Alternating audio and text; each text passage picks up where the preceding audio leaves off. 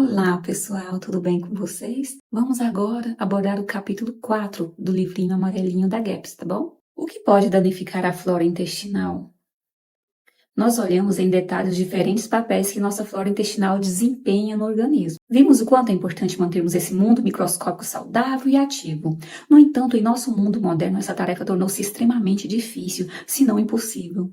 Vamos dar uma olhada nos perigos que nossa flora intestinal tem de enfrentar regularmente. Antibióticos. Todos nós temos tomado antibióticos em nossas vidas. É um dos medicamentos mais comumente prescritos em nosso mundo moderno.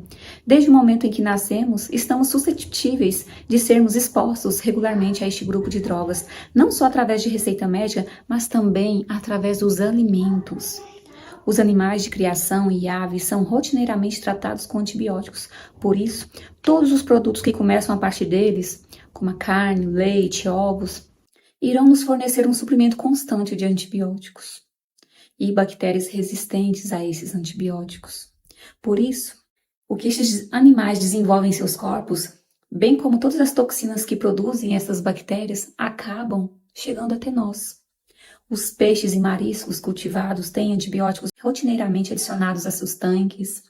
Uma grande quantidade de frutas, legumes, grãos e nozes são pulverizados com antibióticos para controlar doenças. Da forma como as coisas são em nosso sofisticado mundo moderno, nós simplesmente não podemos evitar a exposição aos antibióticos. Tornou-se uma parte normal, comum, da vida que muitos de nós não fazem a pergunta: o que eles estão fazendo com a gente? E como a produção de antibióticos cresceu de centenas de toneladas por ano na década de 1950 a dezenas de milhares de toneladas pelo ano até a década de 1990, fez com que crescesse a evidência e as pesquisas surgissem preocupadas sobre os efeitos nocivos deste grupo de medicamentos para a saúde humana. Vamos ver o que essa pesquisa mostra. Antibióticos têm efeito devastador sobre as bactérias benéficas no corpo humano, não só no intestino, mas em outros órgãos e tecidos. 2. Antibióticos mudam bactérias, vírus e fungos de benignos para malignos, patogênicos, dando-lhes a capacidade de invadir tecidos e causar doenças. 3. Antibióticos tornam bactérias resistentes aos próprios antibióticos, de modo que a indústria tem que trabalhar em mais e mais poderosos novos antibióticos para atacar essas novas bactérias. Essas novas bactérias alteradas, Um bom exemplo é o da tuberculose, onde a vasta utilização de antibióticos criou novas variedades do Mycobacterium tuberculosis resistentes a todos os antibióticos existentes. 4. Os antibióticos têm um efeito prejudicial direto sobre o sistema imunológico, tornando-nos mais vulneráveis a infecções, o que leva a um ciclo vicioso de mais antibióticos e mais infecções. Vamos dar uma olhada agora nos diferentes grupos de antibióticos e o que eles fazem para a flora intestinal, tá bom? As penicilinas. Neste grupo, foram amplamente utilizadas as amoxicilina, ampicicilina, fluxoxilina e todos os outros antibióticos com cilina, com a terminação cilina. Essas drogas têm um efeito prejudicial sobre dois grandes grupos de nossas bactérias residentes do bem no intestino, os lactobacilos e as bifidobactérias, promovendo o crescimento da família patogênica dos proteus, dos streptococcus e dos estafilococos. Este grupo particular de antibióticos permite que as bactérias normalmente encontradas apenas no intestino grosso passem a mover-se para todo o intestino, o que predispõe a pessoa ao desenvolvimento IBS, que é a síndrome do intestino irritável, e outros distúrbios digestivos. O grupo das tetraciclinas tem a terminação no seu nome de ciclinas, que pode ser as tetraciclinas, as doxiciclinas e outras. Este grupo de medicamento é rotineiramente prescrito para adolescentes para acne com uso prolongado, com duração de 3 meses a 2 anos.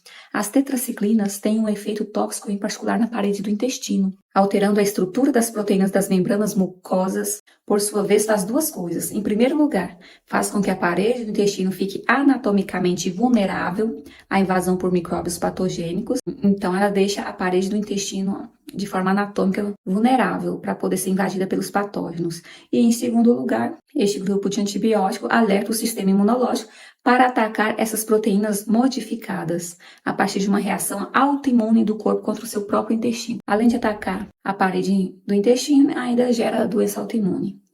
Em paralelo, essas tetraciclinas também estimulam o crescimento do fungo Candida albicans, terrível, dos estafilococos e dos clostridiums no trato digestivo. Os aminoglicosídeos têm a terminação por micins, gentamicina, canamicina, os macrolídeos, que é a eritromicina e outros micins. Essas drogas têm um efeito devastador, especialmente em colunas de bactérias benéficas do intestino, tais como a E. coli e Enterococcus. No tratamento prolongado, pode eliminar completamente essas bactérias do sistema digestivo, deixando-o aberto para a invasão por espécies patogênicas de Escherichia coli e de outros micróbios. Antibióticos antifúngicos, as nistatina, anfotericina. A nistatina tem pomada para assadura de neném, é torta e direita, né?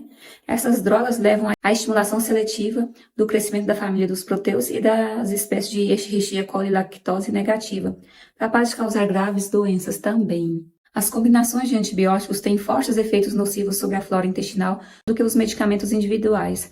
O dano é pior quando os antibióticos são administrados por via oral e quando o curso de antibiótico é longo com uma dose baixa, como prescrito para acne, cistite crônica, infecção do ouvido crônica e outras doenças crônicas. Então, é pior um antibiótico em dose baixa e sendo administrado por longos períodos do que uma dosagem maior e por poucos dias. Às vezes a gestante arruma alguma infecção urinária e toma antibiótico assim por muito tempo.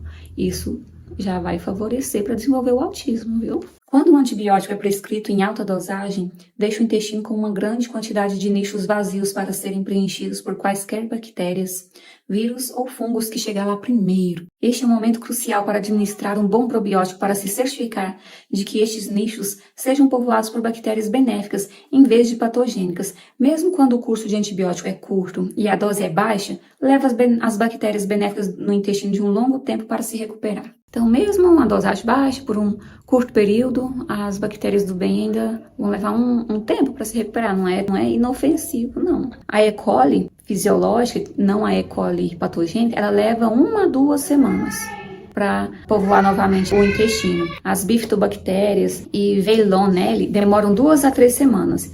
E os bacterióides, Peptococcus, demoram 1 mês. Se nesse período a flora intestinal for submetida a outros fatores prejudiciais, estresse crônico, alguma coisa assim, ou mais outra rodada de antibiótico, até corticoide, agrotóxico, metais pesados, a disbiose pode começar seriamente. A maioria dos pacientes GAPS tem sido exposta a inúmeros cursos de antibióticos durante a sua vida. As razões mais comuns em crianças são as repetidas infecções de ouvido, as otites de repetição, infecções pulmonares, pneumonia, impetigo, e mastite na mãe ao amamentar, quando o bebê teria antibióticos através do leite materno. É nessas ocasiões que eles mais recebem os antibióticos no início da vida, dado que muitas dessas crianças tinham pouca chance de desenvolver uma flora intestinal saudável. Desde o início, estes cursos de antibióticos têm um efeito devastador sobre a sua frágil ecologia intestinal. A maioria das drogas, particularmente quando prescritas por longos períodos de tempo ou permanentemente, tem um efeito prejudicial sobre a flora intestinal também. Por exemplo, os analgésicos como aspirina, ibuprofeno, são muitas vezes prescritos por longos períodos de tempo para as pessoas com dor crônica. Essas drogas estimulam o crescimento de formas de bactérias hemolíticas, que são aquelas que destroem as hemácias. Campylobacter no intestino, que também causam úlceras, os quais são capazes de causar diversas doenças. As drogas esteroides, por exemplo, como os corticoides, como a prednisolona, hidrocortisona, betametasona, dexametasona e etc., prejudicam a flora intestinal também. Além disso, elas têm uma forte capacidade imunossupressora, o que faz com que o corpo fique vulnerável a todos os tipos de infecção. Elas atacam o sistema imunológico, e não só a flora intestinal. Por exemplo, sabe-se que o uso de esteróides é quase invariavelmente associado ao crescimento de fungas no corpo, especialmente de espécies de Candida albicans. Logo, vai ter diversas infecções urinárias depois de um uso crônico de corticoide, perdão. As pílulas anticoncepcionais também são algo que muitas mulheres tomam por muitos anos e muitas vezes a partir de uma idade muito jovem, o que é uma judiação. Este grupo de medicamento tem um efeito devastador sobre a flora intestinal. E não só isso, causa também microabortos e vários outros males na circulação, enfim.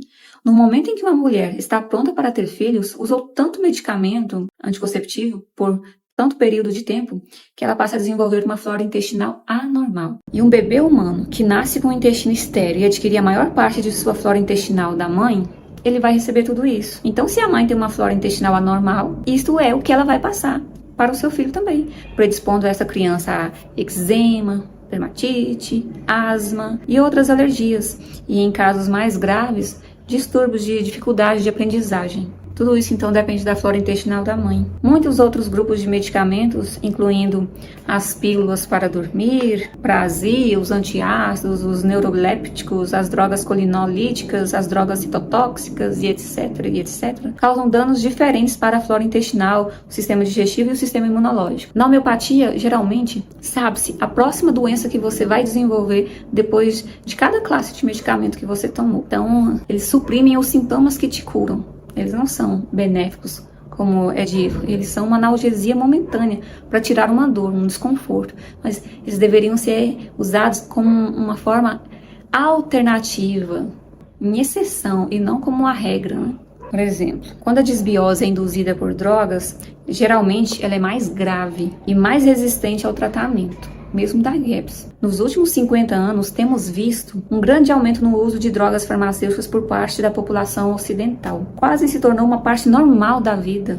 Falar sobre receitas médicas e remédios e indicá-los aos seus vizinhos, como se isso fosse algo sem nenhum risco. É tão banalizado. No entanto, muitas pessoas não pensam sobre o que essas drogas estão fazendo aos seus corpos, e muito menos a sua flora intestinal, e muito menos o que elas irão causar nos seus descendentes, nos seus filhos, netos e bisnetos, porque é cumulativo os danos. Essa flora anormal vai passando e piorando, a menos que alguém comece a interromper esse ciclo. O que comemos tem um efeito direto sobre a composição da flora intestinal. Então agora vamos falar sobre a dieta, viu? A dieta moderna de conveniência, em vez de nutrição, é cheia de alimentos processados. Tem um efeito negativo sério sobre a flora intestinal. Quanto mais rápido, né, mais problema.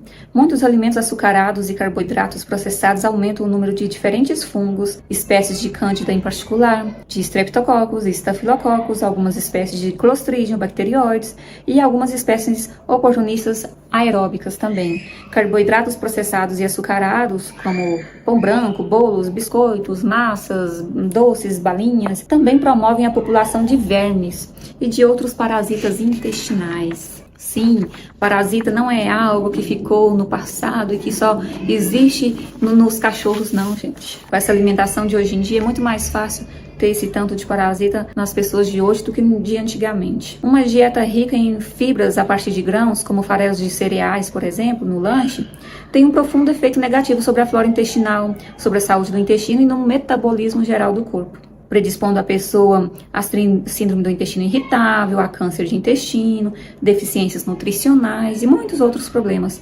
As frutas e os vegetais fornecem uma fibra de melhor qualidade para o sistema digestivo. No entanto, lembra, né, o que a gente comentou no capítulo anterior, se esse intestino estiver muito permeável, muito machucado, inflamado, ele não vai aguentar nem as fibras do bem, porque ela vai funcionar como uma vassoura ali, ó, passando, arranhando, machucando. Então, até as fibras do bem tem que ser retirada momentaneamente. Tem a hora certa. Muitos pacientes do GAPS não conseguem lidar bem com elas. Os bebês alimentados com mamadeira também podem desenvolver a flora intestinal, completamente diferente de bebês amamentados. Porém, fatores emocionais e estresse pode ser até pior do que um alimento sem tantos nutrientes e benefícios.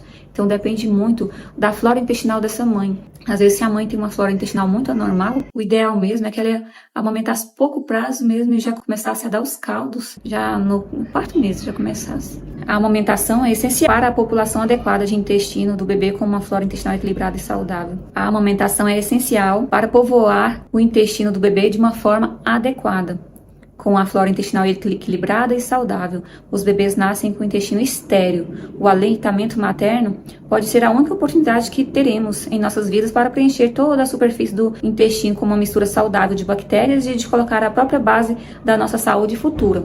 Também tem pela via do parto normal, que também é uma forma de povoar o intestino do bebê. Os bebês alimentados com mamadeira têm seu intestino povoado por uma combinação de diferentes bactérias, o que pode predispô-los mais tarde a muitos problemas de saúde. Temos toda uma geração de pessoas, principalmente nascidas nos anos de 1960 e 1970, que não foram amamentadas, pois não estava na moda. Uma série de problemas surgiu por conta desta indicação médica da época, mas se tornou óbvio para os médicos e demais pessoas o quão importante é o aleitamento materno. Felizmente agora a maioria das mães faz o seu melhor para amamentar seus bebês recém-nascidos. Porém, para as mães que têm desbiose severa, essa regra pode não se aplicar. O jejum prolongado, a fome e comer demais podem alterar seriamente a composição da flora intestinal e iniciar uma cadeia de problemas de saúde. De modo complementar, as bactérias benéficas em forma de probióticos seria uma boa ideia nessas situações. E geralmente, quando a desbiose intestinal é causada exclusivamente pela má alimentação, geralmente é bastante leve e pode ser corrigido por melhores hábitos alimentares. Seria uma desbiose causada por comida lixo, é bem mais fácil de resolver. Agora, quando a desbiose é causada por uso de medicamento, aí é difícil. Aí, pela minha experiência com homeopatia cis e HDT, para desintoxicar a criança dos 10 anos antes dos pais concebê-las de todos os medicamentos farmacêuticos que eles usaram. É isso mesmo. A triagem é feita em 10 anos antes da criança ser concebida, de tudo que o pai e a mãe tomou de alopático, de medicamento farmacêutico, para poder tirar do organismo, desintoxicar, para essa flora intestinal poder vir sendo repovoada. Então não basta, nesse caso não vai dar certo só a dieta. Vai ter que fazer essa desintoxicação de medicamento farmacêutico também. Infelizmente, em nosso mundo moderno, é raro alguém não ser exposto a outros fatores, não só de má alimentação, como também dos antibióticos, né, que prejudicam a flora intestinal. Por isso que a maioria vai precisar de desintoxicação de alopáticos pela homeopatia cis. As doenças, agora vamos falar das doenças. Diferentes doenças infecciosas, como a febre tifoide, cólera, disenteria, salmonela e algumas infecções virais, podem causar danos permanentes para a flora intestinal. Repovoar o intestino com bactérias benéficas tem que ser uma parte importante do tratamento de pacientes com essas graves infecções. Diferentes doenças crônicas como diabetes, doenças autoimunes, doenças endócrinas dos hormônios, obesidade e doenças neurológicas são acompanhadas por defeitos graves na flora intestinal. Esses problemas são comuns após o efeito de uma cirurgia, de uma quimioterapia, de uma terapia hormonal, radioterapia, pelo uso crônico de medicamentos farmacêuticos. O estresse também tem influência na flora, lembra que eu até citei? A tensão de curto prazo tem um efeito negativo sobre a flora intestinal, mas geralmente se recupera bem após uma situação estressante. No entanto, um estresse físico ou psicológico a longo prazo pode causar danos permanentes à flora intestinal. Uma gestante que sofre estresse crônico, ela vai ter uma desbiose severa, os danos à sua flora intestinal serão terríveis. E aí vocês lembram que eu li anteriormente, né? Vai causar o quê? Problema de aprendizagem, dermatite e vários outros distúrbios. Bem que os antigos diziam, né? Que grávida não pode ficar nervosa, não pode se estressar. E aqui a ciência falando, o estresse crônico na gestação altera totalmente a sua flora intestinal e os danos no neném podem ser irremediáveis. Porque depois que desenvolve problema de aprendizagem, dermatites, alergias, nem sempre é recuperável. É muito complicado. Cada um de nós carrega uma mistura única de micro-organismos no intestino. Sob a influência de drogas e outros fatores listados acima, essa flora intestinal será alterada de forma única em cada um de nós, predispondo-nos a diferentes problemas de saúde. É um processo completamente imprevisível e a ciência até agora não desenvolveu métodos muito confiáveis de teste para toda a gama de micro-organismos do intestino e muito menos trata as anormalidades. Este dano é passado de geração em geração, como um recém-nascido recebe a flora intestinal da mãe. E como o dano é passado através de gerações em gerações, torna-se cada vez mais profundo e pior. Por exemplo, este é um cenário bastante comum. A avó tem problemas digestivos leves, por exemplo. Como resultado, ela tem uma pequena desbiose intestinal. Ela passa moderadamente sua flora intestinal anormal para sua filha. Então, ela só tinha problema digestivo leve. Aí, como resultado, a sua filha já passa a sofrer de alergias, enxaquecas, TPMs e problemas digestivos também. Em seguida, essa filha toma pílulas anticoncepcionais a partir da idade dos 16 anos, que aprofunda o dano mais ainda na sua flora intestinal. Para não mencionar alguns cursos de antibióticos ao longo do caminho, para várias infecções, às vezes uns corticoides para as alergias, uns antiácidos para os problemas digestivos e uma dieta de fast food, ricas em carboidratos processados. Pois é, depois de 10 anos usando essas pílulas anticoncepcionais, e ela então decide ter filhos. A quem ela vai passar também uma flora anormal também, só que altamente anormal, muito pior do que a mãe dela passou para ela. E aí esses filhos vão desenvolver o quê? Problemas digestivos e doenças autoimunes, que depois levarão a eczema, asma e o pior, autismo e outros problemas de aprendizagem também. Então por isso que se diz que o autismo não começou nesta geração, começou umas 3, 4 gerações anteriores. E a maioria dos fatores descritos aqui são difíceis de escapar do mundo moderno. Sob a influência desses fatores, as bactérias benéficas no intestino perdem a capacidade de cumprir todas as funções que examinamos nos capítulos anteriores. Elas são capazes de proteger o trato digestivo de bactérias oportunistas e de transição, de vírus e fungos, o que configura uma cadeia inteiramente de patologia no intestino e no resto do corpo, se isso não puder acontecer normalmente. Para ganhar mais compreensão do que acontece nessa situação, vamos dar uma olhada para a flora oportunista que vive no nosso sistema digestivo no próximo capítulo. Até mais!